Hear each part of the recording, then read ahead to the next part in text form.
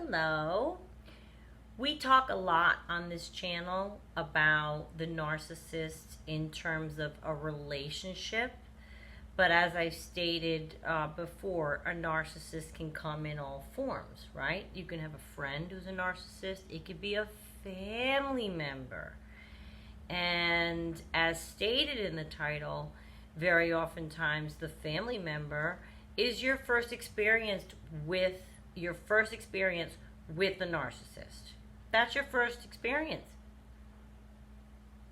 Family members are our first experiences with anything, right? You're little, those are the only those are the only people you know are your family.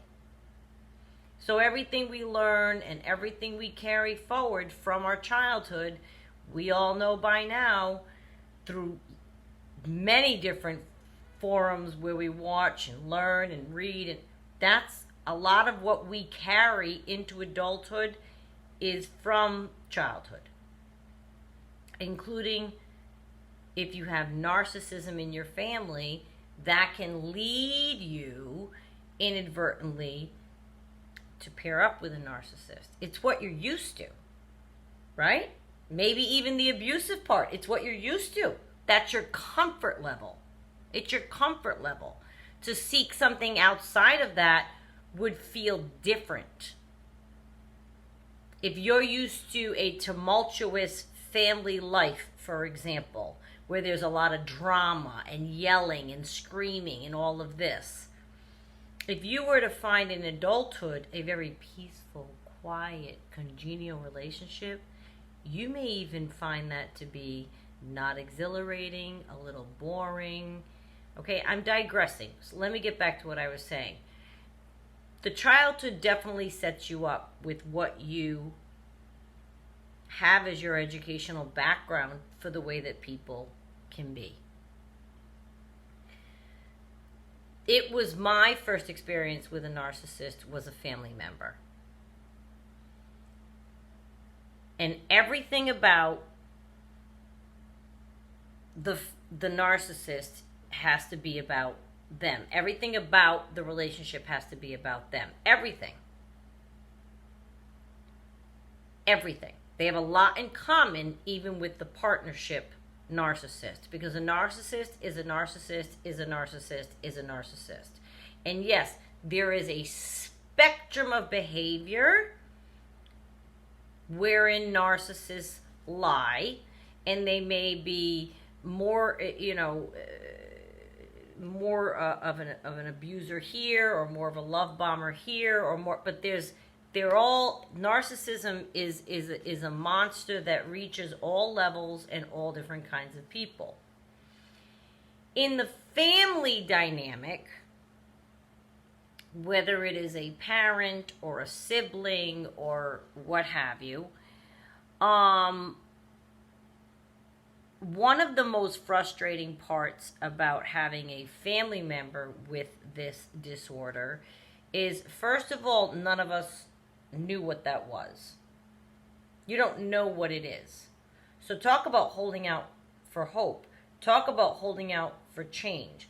Talk about having repeatedly 8,000 discussions trying to mend with this person. 8,000 discussions and meetings, and let's go over this again, and how can we reach this person, and how can I get through to this person, to no avail. I'm 54 years old.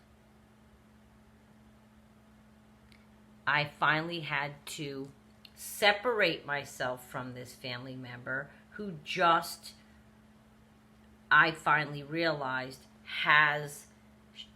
this person doesn't know that they have this disorder. This person would never admit there's anything even wrong with them. That's the first thing you'd probably notice in a family member. Your conversations might center around that. And when you find yourself in an argument with that person, you find that they won't take blame.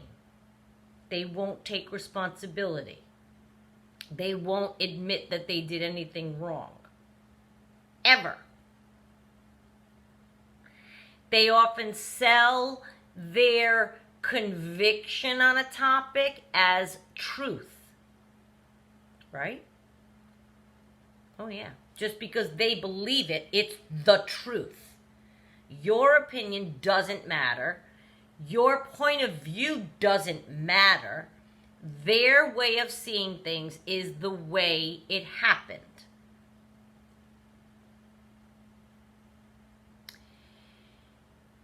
In other words, because I feel I'm correct about this, I am correct about this, is how the narcissist family member is going through life. Furthermore, they would rather be right than have peace. It's extremely important to the narcissist family member to be correct and to be right. They are going to, if you know anybody like this, they are going to stick those feet in cement and not budge. They feel that conviction shows, I'm a person of conviction. I'm a person of worth and value, and I'm going to stand by my opinion and show you how strongly I feel about it. And that's going to prove to you that I'm right. It doesn't prove any of that. They could be as wrong as the day is long, and they're still going to stand there looking foolish, trying to stand by their point.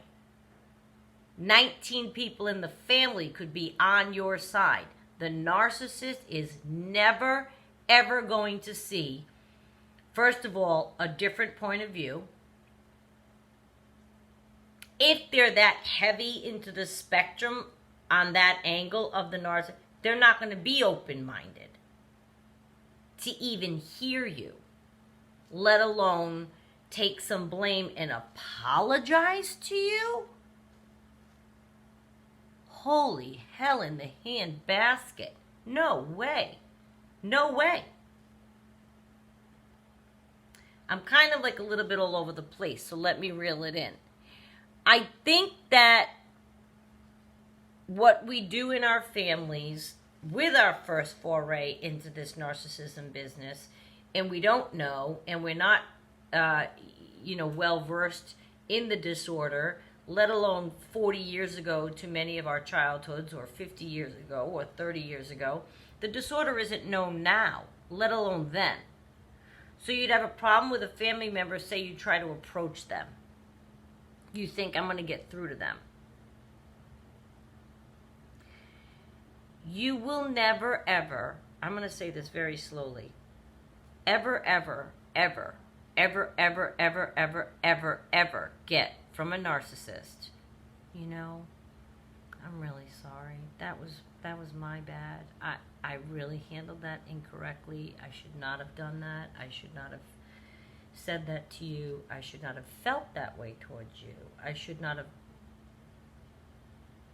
And if you do, it's they're manipulating you to get something later, which is a quality they can share with the romantic partner narcissist, yes? Because even the complimenting and all of that can come up with a family that's a narcissist. The alignment they try to portray with you, creating some kind of false bond. They want something from you later. That's what they're doing. That's what they're doing. And we're all raised with that age-old phrase, blood is thicker than water, blood is thicker than water. Guess what? No. At some point, it is my opinion that at some point, the abusee has to cut off the abuser. It's not just my opinion. That's the literature will tell you that. It's not blood is thicker than water until the end of time. I need to have this person in my life. I went through a lot of back and forth with the narcissist that I have in my family, the one that I'm thinking of right now. A lot of back and forth, a lot of chances were given.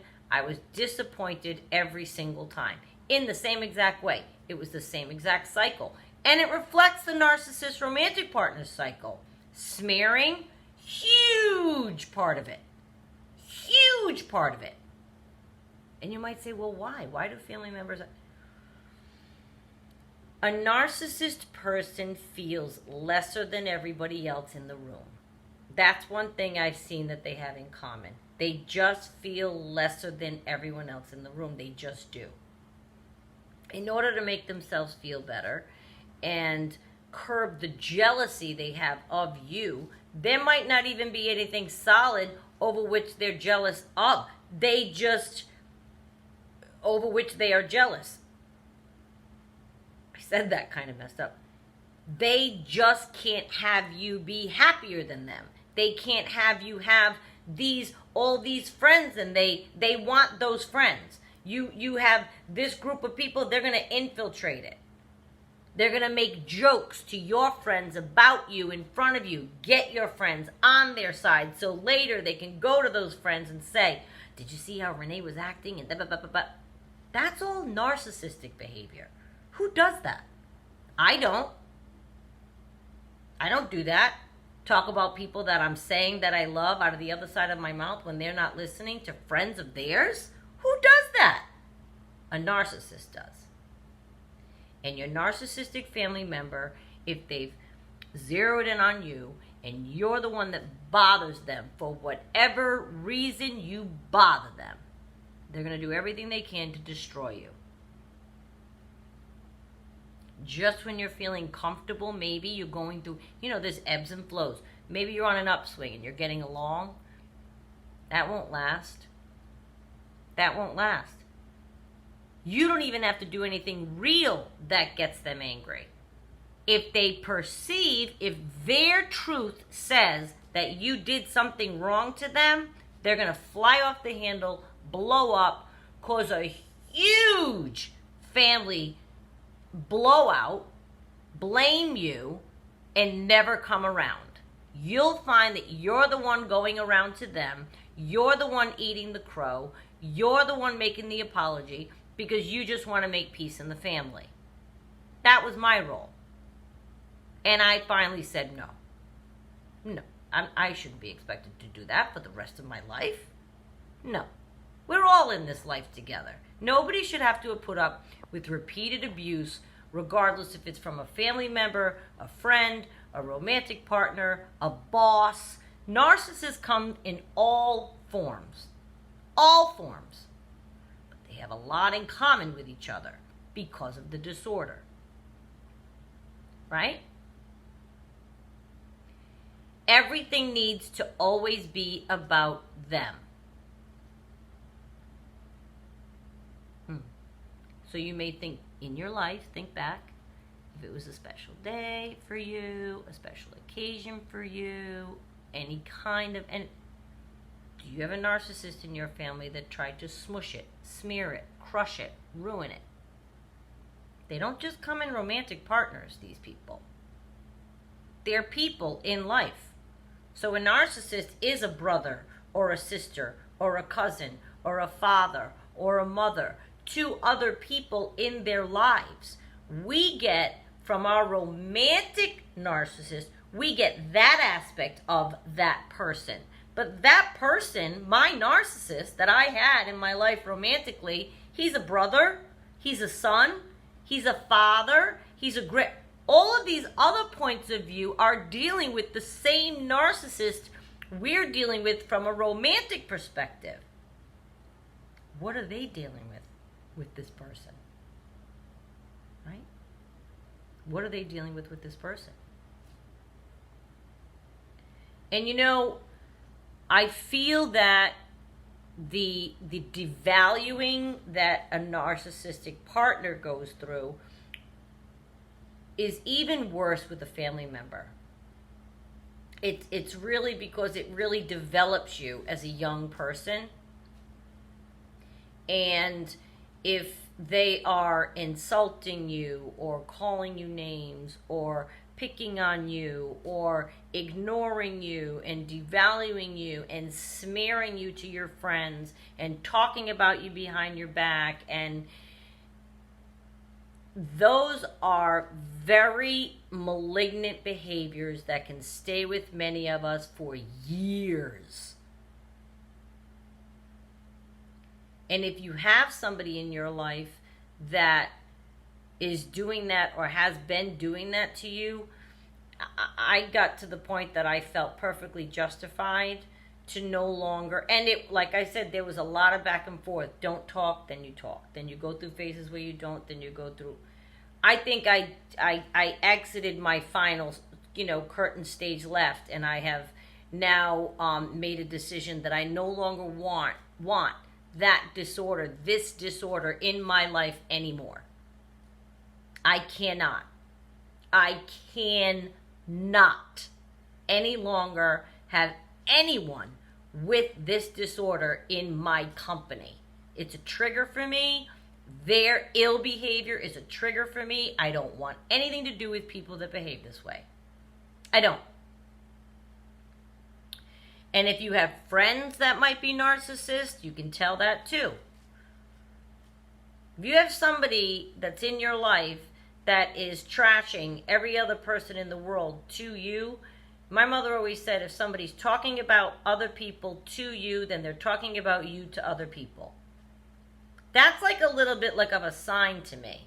If you have a friend who is constantly like, the gossiper and talking about it, they're coming to you talking about people that you think in your mind are their friends. What kind of person is that? You might want to look. That's a sign, isn't it? They could be on this spectrum of narcissistic behavior. Because why else would you talk bad about people that are supposed to be in your friends? You're jealous of them. You're trying to bring them down. You're not happy they are. You're trying to bring them down.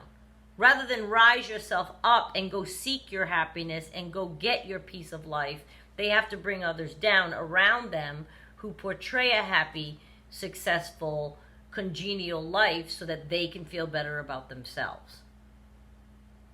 The disorder has commonalities, but the person with the disorder might have a different role in your life that's not a partner.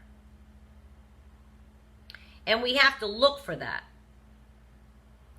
because they do come in all forms. The family narcissist is a dangerous, dangerous, dangerous spot. It's what you learn from the beginning. It's what you carry forward in your life. And unfortunately for many of us, we have a lot of work to do to get over something like that.